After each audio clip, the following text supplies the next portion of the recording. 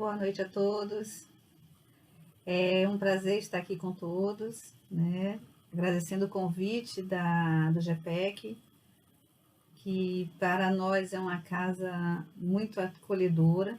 Desde a primeira vez que eu entrei ali, fui tratada com muito carinho, com muito amor. E por isso eu digo sempre que, para mim, já sou da casa. Para mim é uma honra continuar trabalhando com ela, mesmo nesse distanciamento, mesmo nesse isolamento. E espero que, mesmo aqui dentro de minha casa, eu possa proporcionar a vocês todo o carinho e afeto que o GPEC dá a cada um de nós. No início, vamos fazer uma oração, depois nós passamos para a leitura do nosso ensinamento de hoje. Pedindo ao Pai, pedindo ao Mestre Jesus, que nos abençoe, que nos ampare, que nos dê força, nos traga esperança. Que a ajuda venha sempre a todos aqueles que necessitam, a todos aqueles que se encontram nos hospitais, todos aqueles que se encontram nos presídios, nos orfanatos, nos asilos, todos aqueles que já transpuseram para o mundo espiritual e por aqueles que ficaram órfãos do carinho, do amor, do afeto e da atenção. Ajuda-nos, Senhor, a ter força e coragem neste momento tão difícil para tantos e para o nosso planeta. Ajuda-nos a compreender a importância que temos neste momento, neste lugar. Ajuda-nos a seguir a vossa palavra e o vosso ensinamento sempre. Não desiste de nós, que assim seja. Pois bem, hoje nós vamos falar sobre o capítulo 14 do livro Atitudes Renovadas, de Divaldo Franco e Joana de Ângeles. Nesse capítulo 14, nós vamos falar sobre resistência ao mal.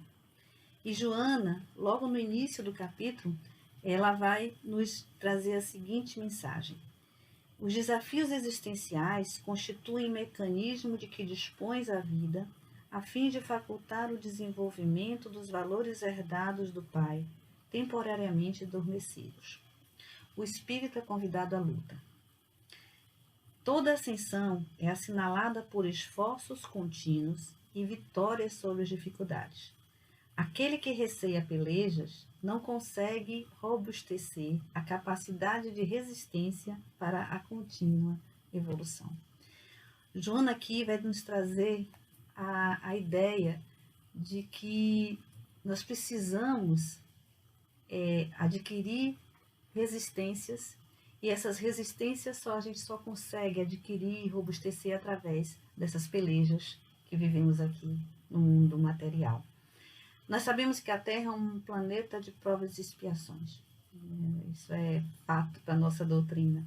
Nossa vida na Terra, na verdade, é uma grande experiência. Nós estamos aqui em testes. São as nossas virtudes que estão sendo sempre colocadas à prova o tempo todo. Precisamos saber se adquirimos ou não essas virtudes. Então, para aprender o que é o bem, nós precisamos estar próximos e conviver com o mal. Isso não tem como a gente dissociar as duas coisas. Porque a partir do momento em que eu vivo com o bem, eu vivo com o mal, eu vou criando discernimento. E esse discernimento ele vai nos ajudar no nosso autoconhecimento, a descobrir em nós mesmos o que nos agrada ou nos repele, o que para nós é bom, o que para nós é mal, o que nos agrada e o que nos desagrada. Então, à medida que nós vamos tendo esse discernimento, nós vamos aprendendo a conviver, a ver diante de nós todas essas possibilidades, nós vamos compreendendo também quais são as possibilidades internas, como é que o nosso mundo interno ele reage a esse mundo externo. Então, a gente, por exemplo, só pode saber se adquirimos o perdão, se nós somos capazes de perdoar, se surgir as ofensas. Se nos ofendem, é que nós podemos verificar se temos a capacidade de perdoar ou não o outro. Somente nas discórdias e nas diferenças nós vamos descobrir se temos paciência. A paciência não é uma virtude que se pratica quando todo mundo está em harmonia e todo mundo está tranquilo dentro de casa, né? Todo mundo se tratando bem, amiguinho e amiguinha, e somente nos embates, nos processos conflituosos é que nós vamos descobrir se temos paciência ou não. A mesma coisa da fé. A fé ela só se revela a cada um de nós nos embates da vida. À medida que as lutas, as provações vão chegando, nós vamos verificando se a nossa fé é uma fé inabalável ou não. Se a nossa fé resiste a todas as provações, a todas as tentações, a todas as agressões, né, que vêm do mundo de fora. A mesma coisa do amor, que é a virtude maior, né, além da caridade, lógico, que também se revela através do amor, é o amor em ação, mas o amor também a gente só descobre se adquirimos esta virtude no combate ao ódio, ao preconceito, à intolerância. Quando a gente verifica qualquer tipo de discórdias ao nosso lado, qualquer tipo de ofensa, à medida que o que vamos fazer para responder a isso é o que a gente vai demonstrar como nosso amor. Joana de Ângeles, inclusive, ela, numa das reencarnações dela, na verdade é a primeira reencarnação que nós temos conhecimento, que foi como Joana de Cusa, ela foi capaz naquele momento de demonstrar para nós que o próprio espírito valoroso dela já tinha adquirido algum tipo de virtude, né? Algumas virtudes. Ela, no capítulo 15 de Boa Nova, livro psicografado por Chico Xavier, né, da autoria de Humberto de Campos, vai contar a história de Joana. E diz que Joana era casada com Cusa, que era um intendente de Herodes Antipas. Ele era um alto funcionário de Herodes. E que ele não tolerava de forma nenhuma a doutrina de Jesus. Só que ela, Joana, ela se apaixonou pelas palavras do mestre. E ela ia a todas as pregações do lago. Ele acompanhava Jesus e ouvia as suas pregações. Um dia ela estava extremamente angustiada porque pela incompreensão de Cusa, porque Cusa não tinha uma religião, não tinha uma doutrina, né, uma verdade. Ele vivia ao sabor daquilo que podia lhe oferecer algo de melhor. Então, ele podia muito bem seguir os dogmas dos judeus, caso fosse preciso, dos romanos, caso fosse necessário. E essa dualidade dele incomodava bastante Joana. E um dia ela procurou Jesus, angustiada, né, pedindo a Jesus que ajudasse ela nessa questão dos conflitos que ela vivia com o marido. E Jesus lhe disse que ela, de repente, estava ligada àquele homem por alguma razão justa. E que não era necessário que ela se afligisse com aquela situação. Porque o Deus, ele não impõe a reforma a cada um de nós. Ele vai esclarecendo, né? A própria vida nos esclarece no momento oportuno aquilo que nós precisamos aprender, aquilo que nós necessitamos. E Jesus vai dizer: ser fiel a teu marido, ser fiel, porque na medida que você for fiel a ele, tratando ele como um irmão, melhor, como um filho, também será fiel a Deus. E neste momento, Joana sente um grande alívio, porque ela compreende exatamente aquilo que Jesus fala sobre a questão do amor. Não aquele amor conjugal, não um amor carnal, mas um amor transcendental. E no final ele fala, vai filha, ser fiel. E ela foi. Ela voltou ao seu marido, ela retornou ao lar, logo depois ficou viúva, né, teve filhos e tudo. E no final, em 68, nós vamos encontrar a Joana no Coliseu, pendurada a um poste, um dia ser queimada viva por ser cristã. E do lado dela encontramos o filho. O filho também amarrado, que também tinha sido preso por ser cristão. E os guardas ficavam incitando ela, dizendo, renegue a Jesus. Renegue, que nós a libertaremos agora. E o filho, do lado dela, pedia também, mãe, renuncia ao Cristo. Renuncia a essa doutrina, porque nós vamos morrer. Né? Ela, imagina a situação de Joana nesse momento, né? Uma mãe vendo o filho prestes a morrer, naquela situação de desespero, ela chora, e naquele momento ela lembra de Jesus, e lembra justamente as palavras que Jesus lhe deixou, vai filha, ser fiel. Ela nesse momento, ela se mantém firme, e ela pede ao filho que se cale, porque vale a pena morrer pelo Cristo, vale a pena manter a fé e aquela dignidade. E naquele momento, imagine, é tão doloroso, você vendo um homem com uma tocha na mão, prestes a colocar fogo em si mesma e no seu filho. O guarda pergunta, o teu Cristo somente te ensinou a morrer? E ela responde, não apenas morrer, mas também a te amar. Nesse momento, ela sentiu a mão consoladora do mestre no seu ombro e escutou a voz dele dizendo, Joana, eu aqui estou. É interessante que quando a gente perguntar nesse momento, né, o que é que nós faríamos? Joana, naquele momento, disse ao guarda que Jesus também ensinou ela a amar ele, o algoz, aquele que ia por fim a vida dela, aquele que iria causar dor. Quem? Nós aqui, num momento no momento em que de tamanha aflição, seríamos capazes de dar uma lição de amor como ela deu, né? De demonstrar a fé que ela tinha em Jesus, capaz até de dar a própria vida por ele. Ela não só demonstrou coragem, não só demonstrou fé, né, virtudes que são assim importantes na nossa vida, como também o amor.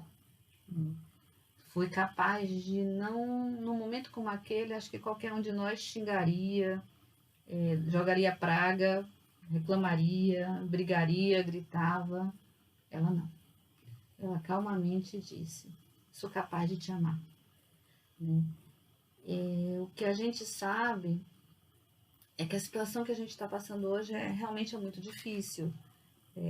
Estamos passando por momentos de grandes testemunhos e muitos ainda não perceberam, né? Que estamos passando por momentos que são ímpares, né? São singulares, e estamos vivendo medos, intolerâncias, polaridades, meu Deus, né? A gente está vivendo uma situação de que todo mundo acha que é o branco ou o preto, ninguém sabe que existe o azul, o rosa, o vermelho, essas tonalidades, diversas cores que a gente possa encontrar. Então, ou é certo, ou errado, errado. Estamos vivendo um momento de insegurança, não sabemos o dia de amanhã. E se a gente não tomar cuidado, não é só o vírus que vai nos contaminar, né? Não só esse vírus que afeta o corpo que vai nos contaminar, mas também esse vírus que ataca a nossa paz. Nós não podemos permitir que que sejamos envolvidos, né, contaminados nessa onda de medo e de insegurança. É lógico que não é fácil.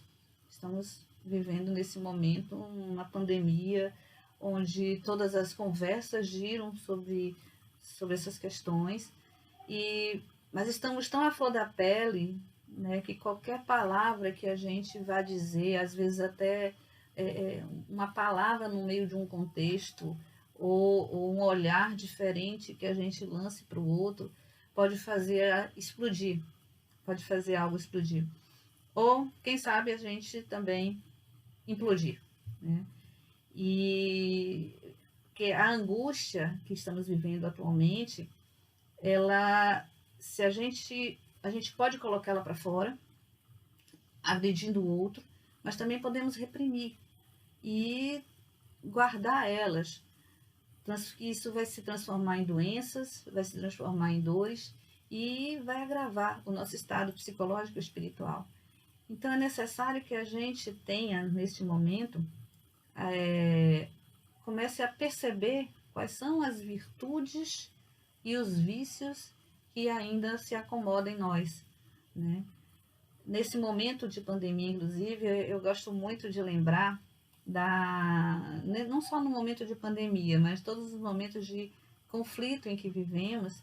Eu gosto muito de uma mensagem de Joana de Ângeles, quando ela se apresenta como um espírito amigo junto ao Evangelho segundo o Espiritismo, né? Ela também foi convidada a participar do trabalho de implantação do Espiritismo no mundo, e no capítulo 9 ela vai falar sobre a paciência. E é interessante porque a passagem eu acho uma das mais bonitas do Evangelho. Que ela fala assim: a dor é uma bênção que Deus envia a seus eleitos. A vida é difícil, bem eu sei. Compõe-se de 1000 nadas que são picadas de alfinetes, mas que acabam por ferir. Se, porém, atentarmos nos deveres que nos são impostos, nas consolações e compensações que, por outro lado, recebemos, havemos de reconhecer que são as bênçãos muito mais numerosas do que as dores. Esses alfinetes, né, os 1000 nadas que a gente vai recebendo da vida, precisamos adquirir essa paciência. Precisamos nos fortalecer para que essas pequenas coisinhas, cada dia uma coisinha, ou um dia uma coisa, não é um alfinete, né, uma coisa bem maior, que nos perturbe, que nos tire a paz. Então, ela vem nos falar sobre a questão da paciência. Mas, quando a gente fala de não resistir ao mal, a gente vai lembrar da passagem evangélica de Jesus, bem clara, quando ele fala. Ele vai falar em São Mateus, capítulo 5, no versículo 38 a 42, ele vai dizer: aprendeste que foi dito, olho por olho, dente por dente. Eu, porém, vos digo, não resistais ao mal que vos queiram fazer. Que se alguém vos bater na face direita, lhe apresenteis também a outra. E que se alguém quiser pleitear contra vós para vos tomar a túnica, também vos entregueis o manto. E que se alguém vos obrigar a caminhar 1000 passos com ele, caminhei mais 2000. Dai àquele que vos pedi, e não repilais aquele que vos queira tomar emprestado. Então é estranho essa passagem de Jesus, né? Ele fala de não resistir ao mal que queira fazer. A impressão que nos dá é que essa passagem de Jesus, muitas pessoas dizem que valoriza a covardia, né? E se eu não vou resistir ao mal, eu não vou confrontar o mal, então eu sou covarde. Mas não é isso. A lição do Cristo é que é muito mais sutil. Quando ele fala que não resistir ao mal, significa não combata a violência com a violência. Violência não se combate com violência. A lição de Jesus, na verdade, é não revide o mal com o mal. Inclusive, ele deixa isso bem claro quando ele fala no Sermão da Montanha, que bem-aventurados são os mansos e os pacíficos, porque possuirão a terra. Imagina que quando a gente alcançar um mundo de regeneração, o bem predominará. Hoje, num mundo de provas e expiações, nós vemos que o mal predomina. Mas isso, com a transição planetária, que a gente tanto ouve falar, lógico, estamos passando de um planeta de provas e expiações para um de regeneração. Nesse caso, o bem irá prevalecer. Então, o mal, ele tende a diminuir. Então, quando Jesus fala que não devemos resistir ao mal, ele nos instrui a não confrontar o mal. E Joana vai dizer isso, que a gente deve evitar o encontro, o confronto, por um dever de prudência. Porque, na verdade, o mal, ele se utiliza de várias armas, né, que o homem de bem não é capaz de usar. Né? Ele usa de recursos que são indignos. O mal, ele não tem, como a gente pode dizer, ele pode utilizar tudo que estiver, todo tipo de arma, e o homem de bem não tem condições, né, de dar as rasteiras, ou criar os conflitos que o mal consegue fazer. Então, o mal não deve ser enfrentado, né? Isso é o sentido de não resistir. Lembra das pequenas alfinetadas? Toda vez que a gente recebe uma alfinetada, a gente vai modificando o nosso... Se a gente não tiver a virtude da paciência, a gente vai modificando o nosso interior, vai modificando no interior. Então, se a gente confronta o mal, nós vamos também adquirindo, vamos também entrando em combate, estaremos também emergindo, né, nesse conflito e nos contaminando com ele, né? Só que assim, muita gente acha que seria covardia, mas isso na verdade não é covardia, né? Não resistir ao mal não é um ato covarde. Tanto que, assim, Gandhi mesmo, Mahatma Gandhi, ele mudou o destino de uma nação num movimento de resistência não violenta, né? Tem uma história de Gandhi que é muito interessante. Gandhi encontrou um soldado, estava andando na rua, encontrou um soldado inglês e o soldado deu um soco na cara de Gandhi. Ele caiu, se levantou e se colocou na frente do soldado. Aí o soldado inglês, outro, se bofeteou de novo. Ele caiu de novo. E levantou. E encarou o agressor. Um terceiro soco. Ele caiu. Se limpou, se levantou. E aí, nesse momento, o guarda virou e fez assim, com um olhar de desprezo, né, com um gesto de desprezo, perguntou: quem te ensinou a ser tão covarde? E Gandhi responde: o mesmo homem que você carrega nesse crucifixo no pescoço. Ou seja, enquanto o homem usava a força, o argumento da força, para se impor a Gandhi, Gandhi aplicou a força do seu argumento, mostrando ao homem que ele não era, que ele, embora fosse cristão, que carregava o Cristo no pescoço, crucificado, ele não seguia os passos do mestre. Ele não era um verdadeiro cristão. Ele mostrou ao soldado que podia resistir, agir sem violência. E o quanto a fé daquele soldado, ele era falsa, ela era hipócrita. E veja que não houve um ato de covardia. Em nenhum momento Gandhi partiu para cima do soldado, ou xingou, ou brigou. Não, simplesmente com a maior calma. Ele mostrou que é um espírito mais forte. Ele não perdeu o equilíbrio precioso dele, mesmo confrontando o mal que vinha do outro. Ele fez grande naquele momento e mostrou ao outro a pequenez, a pequenez do soldado que se dizia cristão, né? Gandhi, inclusive, ele dizia que aceitava o Cristo e o Evangelho, mas não aceitava o cristianismo, porque o cristianismo estava maculado da mão humana, da mão do homem, né? Enquanto a pureza do Evangelho do Cristo é algo que para ele era bem relevante. Então ele pregava essa paz. Ele achava que você só podia resistir à violência num ato pacífico. Tanto que ele tem uma frase famosa dele que diz: não existe um caminho para a paz é o caminho. Não podemos ficar buscando a paz. Nós temos que ir já construindo ela para chegar em algum lugar.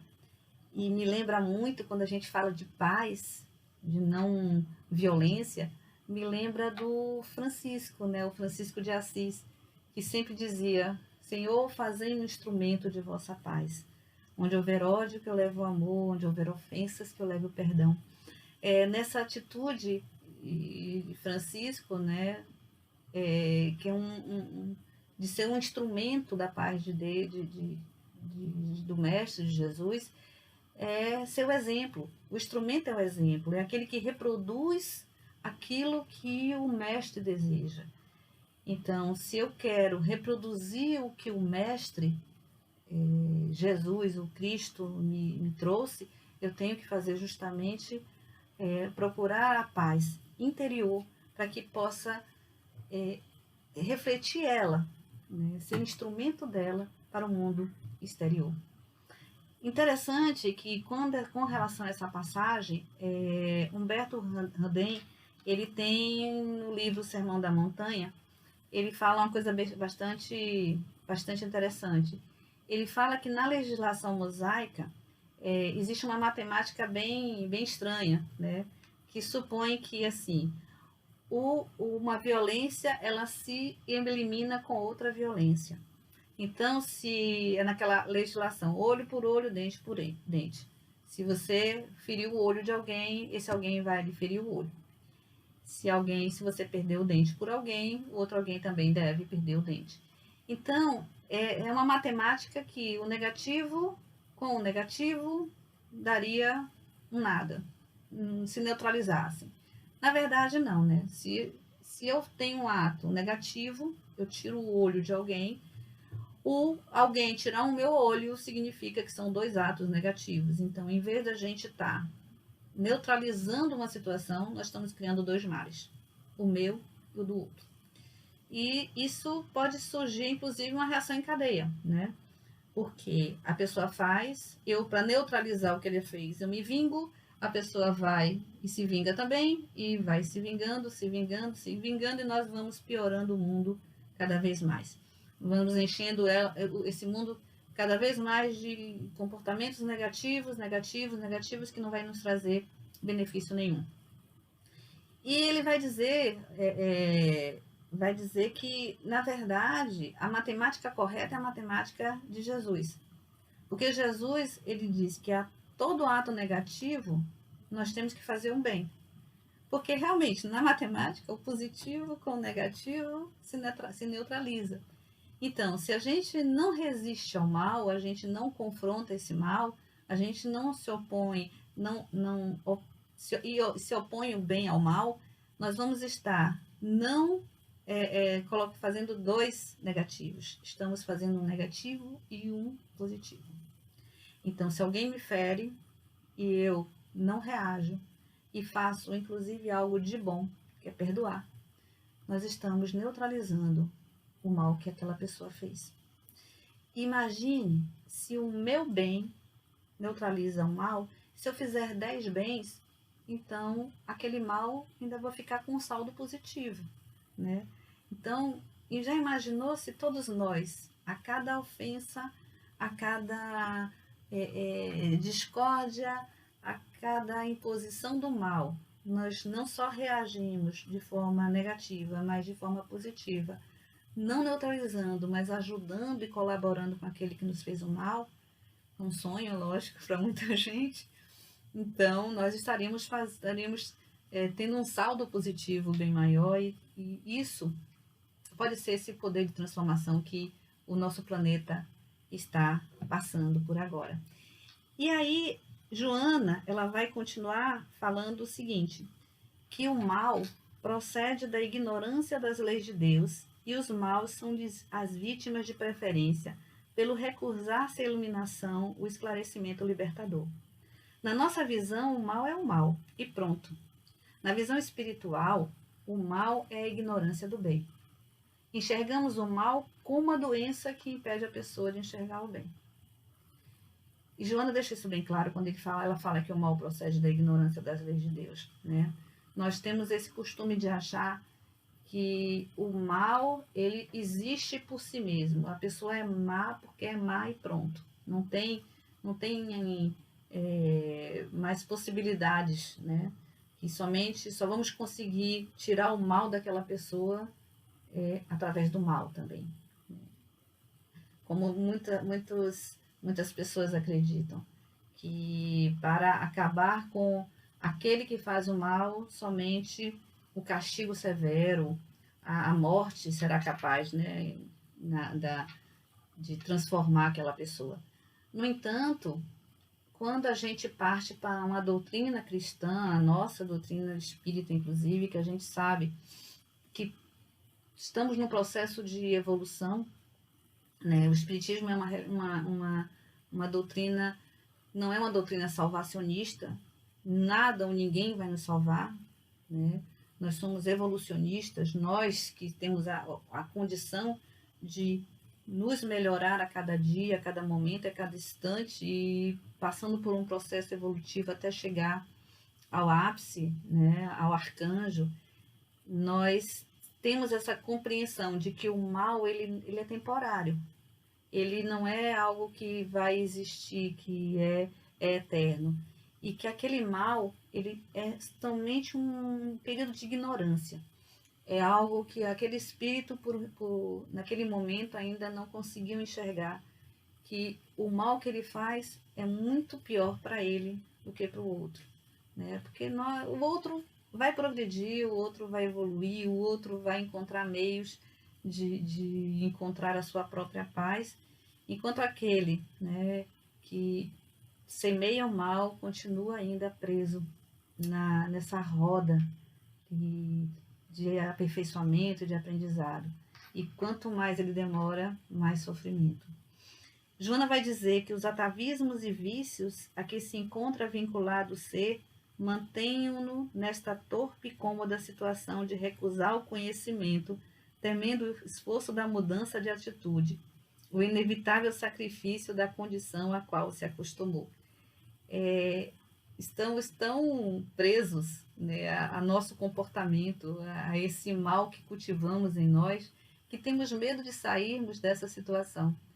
Melanie Klein, uma psicanalista pós-freudiana, ela vai dizer que quem come do fruto do conhecimento é sempre expulso de algum paraíso. Então, toda vez que nós aprendemos, vamos saindo desse processo de ignorância das leis divinas e passando para algo melhor, né? Aprendendo através do espiritismo essas verdades de uma forma muito mais racional, nós vamos vendo que estamos realmente saindo desse paraíso que é a nossa zona de conforto. Né? A pessoa se nega a conhecer as verdades espirituais para que não tenha que se modificar, não tenha que modificar a sua rotina, a sua vida, o seu paraíso, né? Seu comportamento cômodo. E porque toda vez que a gente vai estudar, toda vez que a gente vai ler as verdades espirituais trazidas por Jesus, elas exigem de nós, de cada um de nós, as mudanças de comportamento. E nem todos nós estamos dispostos a seguir isso. Achamos, às vezes, que resistir ao mal, não resistir ao mal é um ato de covardia. Né? E não estamos com vontade de sair deste lugar porque teremos que confrontar o nosso orgulho, o nosso egoísmo. Vamos ter que descobrir que temos vícios e temos imperfeições que a gente não gostaria de ter, né? Como ela vai dizer no livro, a viagem da treva na direção da luz é realmente o objetivo da revolução. Então, se a gente aceita a provocação do mal, a gente reage à provocação do mal, a gente também está imergindo novamente nas trevas. A gente não está usando da sabedoria. Porque se alguém nos agride e nós mantemos, como Gandhi, né, a calma, a paciência, e somos capazes dessa não reação, não por covardia, mas por saber que essa resistência ao mal só vai trazer problemas para a gente mesmo, isso significa, inclusive, uma atitude de sabedoria, né? Quando a gente vai confrontar alguém que está no desequilíbrio, né, que tem o mal imperando nela, embora por ignorância, não por desejo, não por verdade mesmo. Então, quando a gente não sabe o que é que aquela pessoa é capaz de fazer. A gente também não sabe até onde aquela pessoa pode chegar. E às vezes é tão inócuo, né? Jesus mesmo sequer conseguiu converter os próprios irmãos, né? Os irmãos, segundo o Evangelho, eles não gostavam de Jesus. E a gente às vezes tem a pretensão de querer modificar o outro, né? Modificar aqueles que estão à nossa volta, a nossa família, nossos filhos, nosso companheiro, nossos pais, nossos irmãos. Queremos impor a nossa doutrina, impor a nossa verdade. E, na realidade, aquele que ainda está no estado de ignorância, ele ou tem, ele acha que está na verdade, e dificilmente a gente vai conseguir tirar, né, despertar nele algo diferente, somente através da violência, ou então eles são capazes mesmo de nos agredir e nos atingir a ponto de ficarmos numa situação mais vulnerável. Então, os maus, né, o mal geralmente tem pouco a perder, e às vezes eles estão até nesse momento de insanidade, nós devemos deixar eles por eles mesmos, né? O tempo é que se encarregará de fazer o que esse momento ainda não foi capaz de produzir nele. E Joana nos convida a, em vez de combater o mal do outro, nós devemos iluminar os nossos males internos. Isso é mais importante. Nós nos preocupamos tanto com o que acontece com o outro, né? Somos fascinados, às vezes, pelo mal que o outro apresenta, que esquecemos que nós também estamos nesse processo, né? Não estamos aqui na Terra à toa, não somos messias nem mensageiros de Deus em nada, nós estamos aqui também nesse processo de crescimento e de evolução. Então, o orgulho e o egoísmo, que são as duas chagas da humanidade, ela impede a nossa evolução, não só a evolução individual, como também a coletiva, a social. Então, quando a gente se impede, a gente não consegue enxergar esse mal em nós mesmos e fica mais preocupado em combater o mal do outro, é uma perda de tempo muito grande. A única pessoa que a gente precisa realmente trabalhar somos nós, não é o outro. Cada um no seu tempo, e Deus, como diz Jesus a Joana, não obriga ninguém a se converter à sua palavra, à sua lei, à sua doutrina. Tudo tem seu tempo, na verdade. E a gente pode falar que Joana vai dizer também no texto que considera Jesus todo amor e bondade, confundido na multidão dos desesperados, na malta turbada e ansiosa, desejando solução para as suas infelicidades sem a contribuição do esforço pessoal, gritando e reclamando atenção que não mereciam, enquanto sua paciência e misericórdia distribuíam compaixão e entendimento.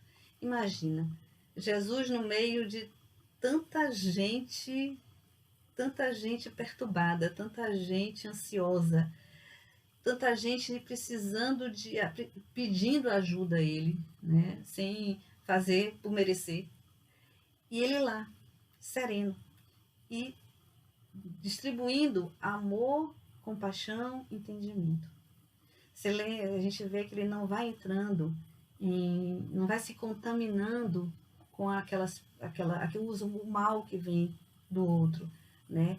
Porque o mal e os perversos, eles sempre existiram durante toda a humanidade, né? Às vezes eu fico assim, pensando, meu Deus, por que existem tantas pessoas, né? Tanto mal ainda neste mundo, tanta perversidade ainda neste mundo. Me lembro agora nessa pandemia, por exemplo, o absurdo de pessoas que aumentaram o preço dos produtos porque a lei da oferta e procura, então o álcool gel que custava X passou a custar 10x porque está todo mundo buscando agora comprar. Então eu vou lucrar em cima da dor do outro. Esse tipo de coisa sempre existiu no mundo, né? Sempre o homem sempre teve esse mal. E, no entanto, Jesus, ele não aceitava a provocação, né? Não por covardia. Imagina, aí Joana vai dizer que ele não aceitava essa provocação, não era por covardia, mas é porque ele sabia que aquelas pessoas que estavam ali naquela posição, né, de provocando, de levando o mal, elas já eram infelizes e ele não precisava aumentar a infelicidade delas. Ele não precisava ampliar a carga de aflições que aquela pessoa carregava. Então ele não precisava, ele tinha a verdadeira noção de que tudo tem seu tempo, porque ninguém fica estagiado num lugar. A gente sempre vai crescendo, a gente sempre vai evoluindo. E aí ela pede para que a gente não duvide da força do mal, né? Que se a gente tiver sabedoria, a gente vai saber enfrentar ela não com violência, a gente não vai contra-atacar o que vem de fora, mas vamos agindo com harmonia, com sabedoria, nós vamos nos preservar desse mal. Então, é necessário então que a gente não provoque essas pessoas, né? Não é necessário o enfrentamento. Tudo isso um dia passa, né? Tudo é passageiro na realidade. O mal que se produz agora vai deixar de existir quando todos nós completarmos esse processo evolutivo que a gente está seguindo. E tem uma frase de Chico que eu acho muito, muito importante para esse momento, né? Que quando o outro vem e faz o mal, ele coloca que aos outros ele dá o direito de ser como são. A mim, dou de dever de ser cada dia melhor. Então, Chico, ele sabe exatamente o que ele precisa fazer. Qual é a principal missão dele na Terra? A missão dele é ser cada dia melhor. A nossa missão é ser cada dia melhor. É o nosso dever. E o outro é responsabilidade dele mesmo. Ele tem o direito de fazer o que ele quiser. O problema dele não é dele comigo. O problema dele é dele com o divino. É dele com Deus, né? E se o mal vem e nos ataca, a gente não tem que ficar questionando por que eu fui atacada, né? A gente tem que questionar para que eu fui atacada. Para que esse mal está vindo em minha direção? O que eu preciso aprender com ele, na verdade? Porque quando a gente tem prudência, né, a gente não reage às coisas dessa forma, a gente não se contamina, a gente não vai permitir que a paz que encontramos no nosso interior, ela seja tumultuada pelo mal ou pela infelicidade do outro. Joana vai concluir dizendo que o homem prudente é sempre manso de coração, persuade seus semelhantes sem se excitar, previne os males sem se apaixonar, extingue as lutas com doçura e grava nas almas progressistas as verdades que soube estudar e compreender. Então nós temos que ir à luta, mas a luta sem violentar o entendimento do outro, buscando primeiro tratar de si, o único e verdadeiro paciente a quem nos cabe tratar. Para terminar, pedindo a Jesus, né, que nos ampare, eu queria contar uma historinha da parábola da fonte, que a própria Joana de Ângeles, um dia, ela contou para Divaldo. Divaldo estava extremamente triste, estava passando por problemas pessoais graves e extremamente angustiado. E Joana lhe contou essa história, que é uma história bem bonitinha, que eu gostaria de deixar para vocês. No final a gente fecha com a nossa oração. E a parábola da fonte, Joana conta que havia uma fonte pequenina no meio da floresta. E um dia alguém passou pela fonte, jogou um balde e tirou a água e bebeu aquela água. A fonte ficou tão feliz, que de ajudar alguém, que ela pediu a Deus. E começou a rezar, pediu: Deus, me ajuda a crescer, para que eu possa chegar na margem e transbordar. E aí eu não vou ajudar somente aquele que jogar o balde, também vou ajudar aqueles que chegarem perto de mim. E aí Deus fez chover. E choveu, ela cresceu, a fonte se encheu e transbordou. Então, ela virou um lagozinho. E todos os animais e as pessoas podiam chegar ali e não precisavam nem de balde. Bastava chegar perto dela, botar a mão e começou a beber. E ela começou a ver que tanta gente se beneficiava com aquela água dela, que ela fez assim: Deus, me ajuda, deixa eu levar minhas águas para outros lugares, deixa eu seguir, eu quero virar um rio, um riacho. E aí eu posso molhar as raízes das outras árvores, eu posso matar a sede de outros animais, deixa eu virar um riacho. E Deus fez chover. E aquela fontezinha de repente passou a ser um riacho. E depois virou um rio. E toda vez que todo mundo passava na sua margem, bebia de sua água, e ela ficava cada vez mais feliz, porque podia colaborar com o outro. E quando ela estava perto do mar, porque todo rio vai dar no mar, ela encontrou um obstáculo. E ela tentou passar, mas não conseguiu. Tinham troncos na frente e ela não conseguia passar. Ela ia para um lado, não conseguia, ia para o outro, não conseguia. E aí ela parou. Cresceu, foi aumentando o seu volume, transpôs o obstáculo, passou por cima do obstáculo e chegou no mar. O que a gente se tira dessa historinha? Que todos nós somos fontes de Deus. Se desejamos crescer, devemos pedir a eles os recursos e para que a gente possa se fortalecer. Mas se aparecer obstáculos, a gente não deve se permitir a queixas. A gente tem que calar, crescer, transpor os obstáculos, porque o oceano do amor divino é a fatalidade que nos aguarda. Muito obrigada. Uma boa noite a todos. E que a paz do Mestre Jesus, neste momento, venha até nós e nos invada, fazendo com que sejamos capazes de não permitir que nenhum mal nos atinja. Ó Senhor, fazei-me instrumento da vossa paz. Onde houver ódio, que eu leve o amor. Onde houver ofensas, que eu leve o perdão. Onde houver discórdia, que eu leve a união. Onde houver dúvidas, que eu leve a fé. Onde houver erros, que eu leve a verdade. Onde houver desespero, que eu leve a esperança. Onde houver tristeza, que eu leve a alegria. Onde houver trevas, que eu leve a luz.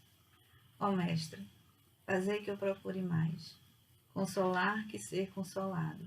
Compreender que ser compreendido. Amar que ser amado. Pois é dando que se recebe, é perdoando que se é perdoado, e é morrendo que se vive para a vida eterna. Amém.